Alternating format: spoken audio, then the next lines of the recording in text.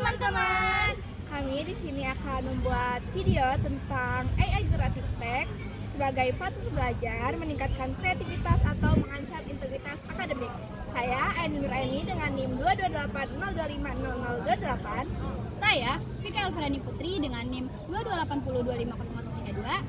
Saya Kisha Salmita Nindiapsari dengan NIM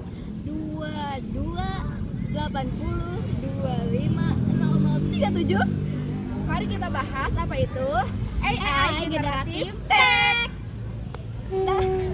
Apa sih AI Generative Text itu? Nah, sebelumnya kita cari tahu dulu AI itu apa dan Generative Text itu apa. Jadi, AI itu Artificial Intelligence yang artinya kecerdasan manusia. Lalu ada Generative Text.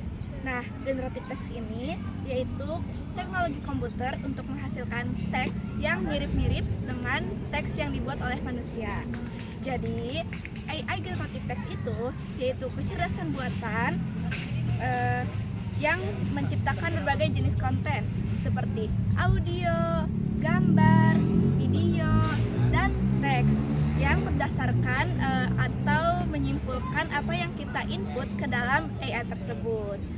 Nah, referensi terhadap mahasiswanya apa? Jadi, referensi terhadap mahasiswanya, mahasiswa dari berbagai jurusan itu sudah sangat akrab terhadap kecerdasan-kecerdasan buatan ini, di mana ada yang memakai AI untuk mencari ide tugas, terus mencari codingan, mencari skrip presentasi, dan juga bahkan ada yang mencari skripsi menggunakan AI. Halo teman-teman, kembali lagi bersama saya. Jadi di sini saya bakal ngejelasin tentang studi kasus dan aplikasi nyatanya.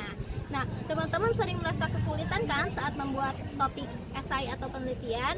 Jadi di sini saya bakal ngasih tahu cara membuat esai dengan mudah dengan bantuan AI. Nah, itu tuh ada 3 poin. Yang pertama bakal aku jelasin sekarang, yaitu brainstorming, ide untuk penelitian atau esai. Jadi teman-teman kalau buat esai itu pasti harus nentuin topiknya kan. Nah, misalkan teman-teman kebingungan untuk mencari topik itu, teman-teman bisa minta bantuan ke AI. Nah, kalau saya contohnya ini mau bikin esai dengan topik perubahan iklim di Indonesia.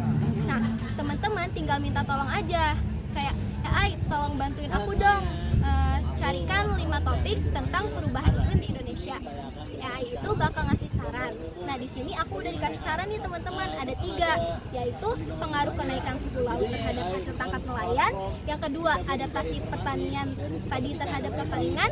Yang ketiga, ada program sekolah ramah lingkungan di kota besar. Nah, dengan begitu saya bisa memilih topik yang tepat dan sesuai dengan tadi yang saya minta itu. Nah, yang kedua itu ada simulasi diskusi atau debat konsep teori. Kayak waktu teman-teman mempelajari filsafat. Nah, teman-teman itu bisa gunain AI loh.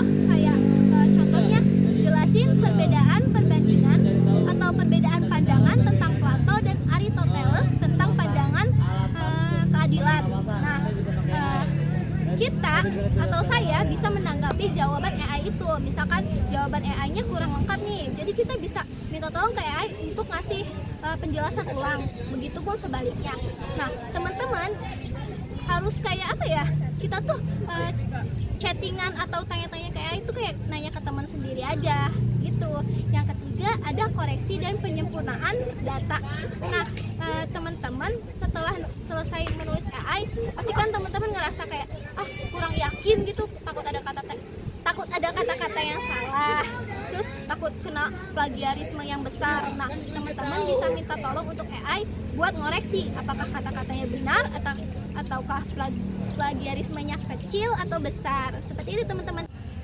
Nah, teman-teman, kita akan menganalisis dampak dan tantangan dari AI Generative Text. Nah, kita akan membahas dari sisi dampak positifnya terlebih dahulu nih.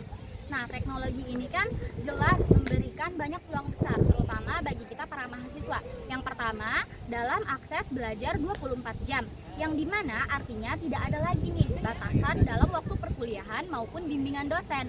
Yang kedua, AI juga bisa membantu memberikan penjelasan dengan gaya yang lebih personal. Contohnya, ketika kita ingin menjelaskan ulang materi perkuliahan, itu bisa menggunakan bahasa yang lebih sederhana ataupun menggunakan bahasa kita sendiri agar materi yang disampaikan mudah dipahami.